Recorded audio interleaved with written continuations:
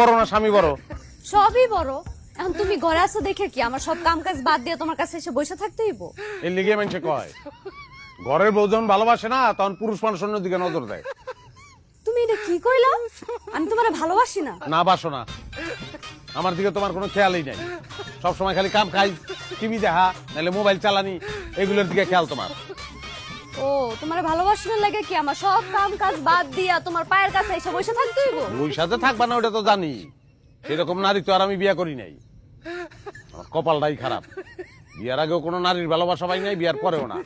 সারাটা দিন হাজার হাজার মানুষের লগে ব্যবসার আলাপ করিয়া ঘরে আইসা তোমার লগে ঝামেলা করতে আমার ভালো লাগে না, শান্তি লাগে না আমার। ও তোমার শান্তি লাগতেছে না?